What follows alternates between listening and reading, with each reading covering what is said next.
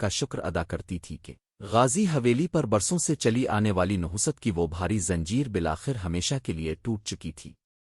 وقت کے ساتھ ساتھ غازی حویلی کی داستان محض ایک حویلی کی کہانی نہ رہی، بلکہ یہ وادی کی ہر آنے والی نسل کے لیے ایک اٹل سبق بن گئی کہ طاقت بندوق خاندانی غرور میں نہیں بلکہ سچائی، معافی، عدل اور اتحاد میں ہوتی ہے۔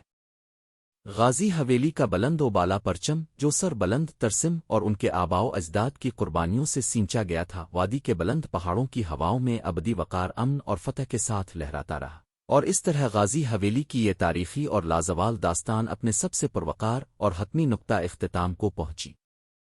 کہانی کا حتمی اختتام ابھی دور تھا، کیونکہ ماضی کی ایک ایسی تاریک چنگاری باقی تھی جو وادی کے امن کو دوبارہ خاک میں ملانے کی صلاحیت رکھتی تھی۔